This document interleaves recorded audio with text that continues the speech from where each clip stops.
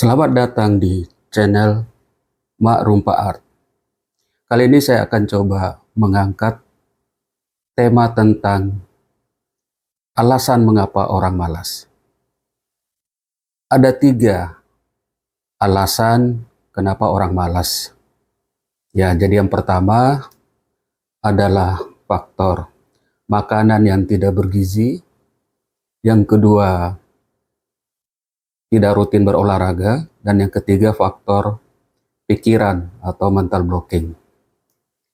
Malas atau istilah kekiniannya disebut juga dengan mager atau malas gerak adalah hal yang sering kita alami sehari-hari, melanda setiap orang. Pelaku sebenarnya mengetahui bahwa malas itu akan menghambat tujuan dari keinginannya. Sayang sekali, rasa malas sudah merupakan pilihan bagi pelaku karena sudah berada pada zona nyaman. Nah, zona nyaman, ya berada di zona comfort zone, sering membuat kita terbuai dan otak kita berpikir bahwa apa yang sedang dikerjakan saat ini lebih mengasyikkan dibanding dengan pekerjaan yang terbayang dan menumpuk. Rasa malas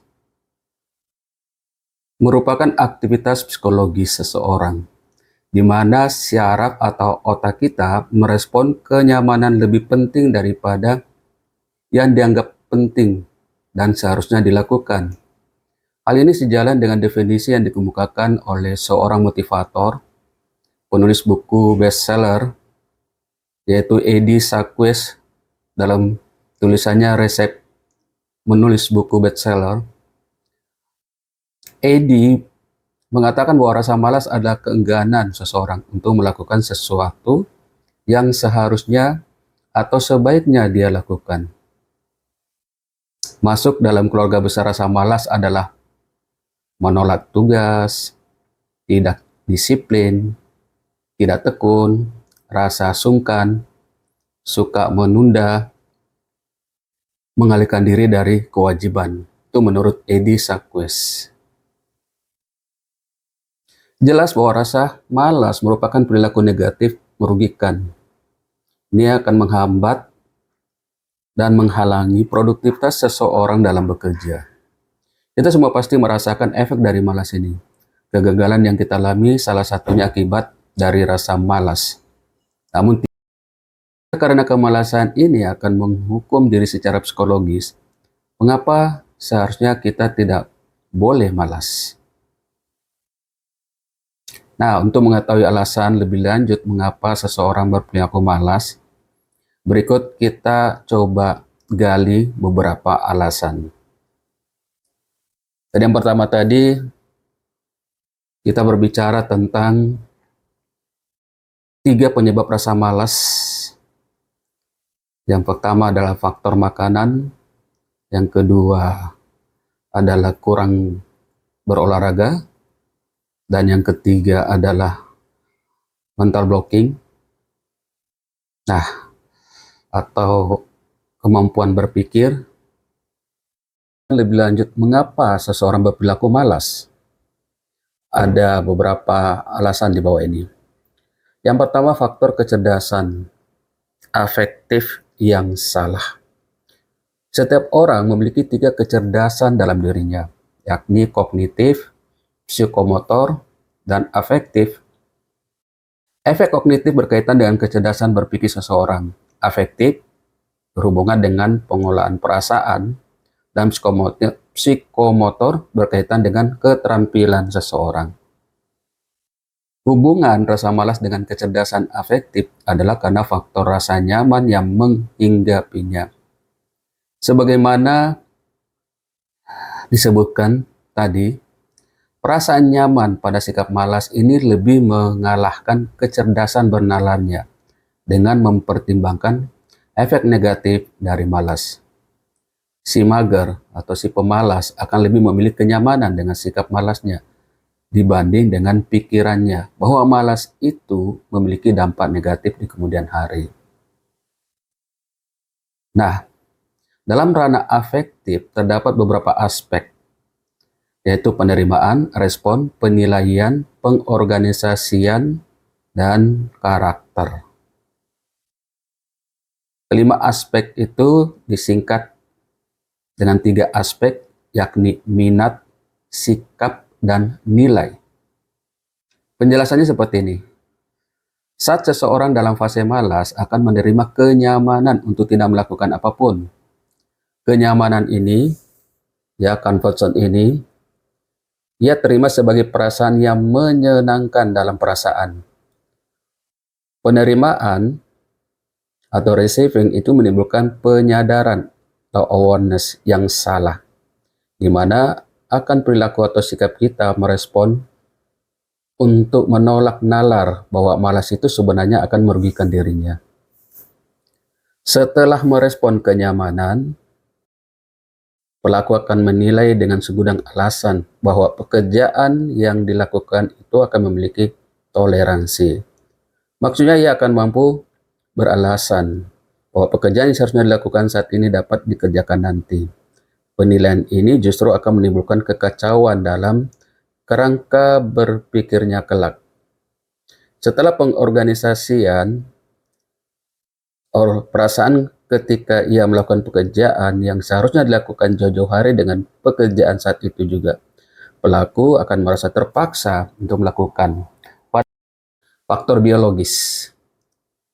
Banyak yang tidak menyadari bahwa faktor biologis juga mempengaruhi seseorang mengalami rasa malas, kelelahan, banyak mengkonsumsi makanan yang tidak bergizi atau bernutrisi, serta sistem saraf otak yang meliputi turut menjadi faktor ini. Studi yang diterbitkan dalam jurnal Cerebral Cortex pada tahun 2012 menemukan bahwa tingkat dopamin di otak juga dapat berdampak pada motivasi seseorang dalam melakukan sesuatu. Tingkat dopamin akan memberikan dampak yang berbeda di beberapa area otak. Peneliti menemukan bahwa para pekerja keras memiliki dopamin paling banyak di 2 area otak yang memainkan peran penting dalam penghargaan dan motivasi. Kelelahan mungkin bisa diterima ketika seseorang merasa malas untuk melakukan sesuatu yang seharusnya dilakukan. Kondisi di mana seseorang tidak memiliki tenaga dan merasa lemas untuk beraktivitas akan menimbulkan rasa malas. Sayangnya, rasa malas itu merupakan suatu tindakan negatif, di mana kondisi dalam keadaan sehat atau tidak mengalami gangguan apapun, sehingga faktor kelelahan tersebut masih bisa dikategorikan sebagai alasan utama rasa malas. Kemudian kondisi di mana seseorang merasa kekenyangan, di mana sikap malas akibat rasa malas ini membuat kondisi tubuh merasa perlu untuk mengistirahatkan sebagian tubuhnya untuk membiarkan tubuh memproses makanan menjadi sumber tenaga. Ini masih bisa ditolerir sebagai sesuatu yang bukan alasan khusus yang menimbulkan kemalasan. Nah, faktor biologis sebagai alasan kemalasan adalah karena faktor pencegahannya. Kita harus bisa mencegah tubuh kita agar malas, sekaligus menghindari makanan berlebih agar tidak terjangkiti rasa malas. Ada panduan di mana makanan berlebih memang menjadi faktor utama sebagai kemalasan dalam berkegiatan. Kekenyangan akan membuat orang malas untuk beribadah. Di sini alasan dibuat kenapa faktor biologis juga mempengaruhi sikap malas itu sendiri. David Hawkins melakukan penelitian terhadap gula dan hubungannya dengan kekuatan manusia. David mencoba untuk mengamati, mempelajari bagaimana perilaku orang yang terpapar dengan gula buatan. Ternyata orang yang mengkonsumsi gula buatan itu mengalami kondisi kekuatan yang melemah. Jadi dilakukan percobaan atau eksperimen terhadap sejumlah orang, di mana orang yang mengkonsumsi gula buatan, ketika tangannya direntangkan dan ditekan, maka tangannya tidak memiliki kekuatan dan lemah.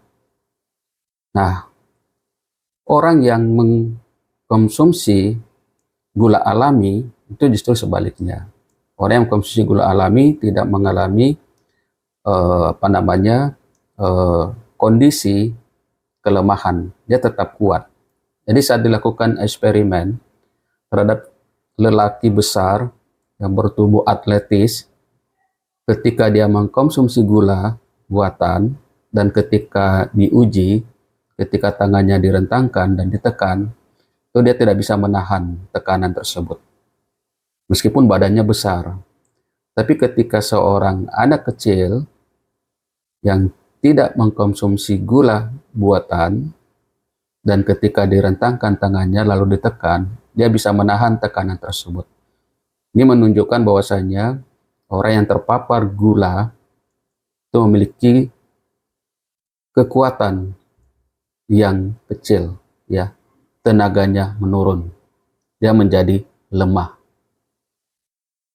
Beberapa penelitian menyebutkan bahwa kemalasan seseorang dapat terdeteksi oleh peneliti di bidang kedokteran melalui alat magnetic resonance imaging. Para peneliti telah melakukan pemindaian dengan magnetic resonance imaging tadi untuk meneliti motivasi dan rasa malas.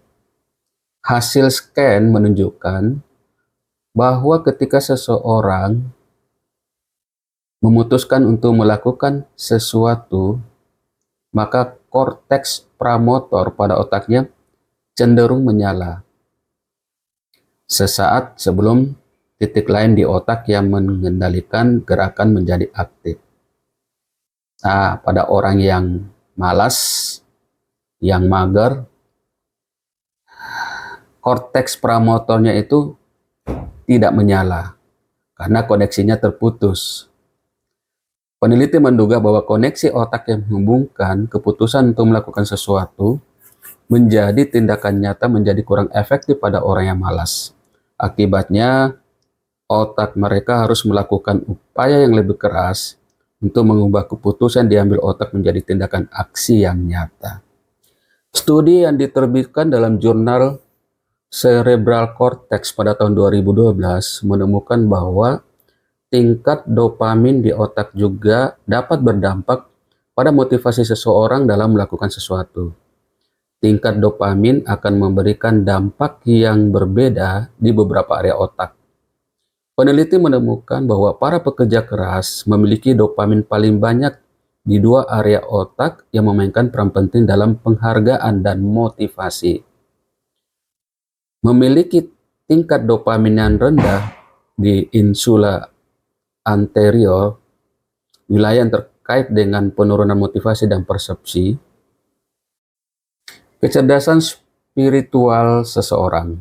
Selain pengklasifikasian ketiga kecerdasan di atas, kecerdasan juga dapat dikelompokkan menjadi 3, yaitu intellectual quotient, emotional quotient, dan spiritual quotient. Ketiga kecerdasan ini, ya menurut Dana Zohar, kecerdasan spiritual sesuatu yang kita pakai untuk mengembangkan kemampuan dan kerinduan kita akan makna, visi, dan nilai. Kecerdasan ini memungkinkan kita untuk bermimpi dan berjuang. Dia mendasari hal-hal yang kita percayai dan peran yang dimainkan oleh kepercayaan maupun nilai-nilai dalam tindakan yang kita ambil. Kecerdasan sosial berkaitan dengan keyakinan. Orang malas memiliki tingkat keimanan yang rendah, di mana ia akan melalaikan kewajiban sebagai perangkat keimanan. Agama mengatur umatnya untuk selalu berbuat baik bagi kehidupannya. Dengan meyakini dan mengimani segala perintah dan larangannya, maka segala sifat malas berusaha akan dihindarinya. Orang malas sering tidak mengetahui makna hidupnya, sebab yang ia lakukan belum memiliki arti apapun bagi kehidupannya.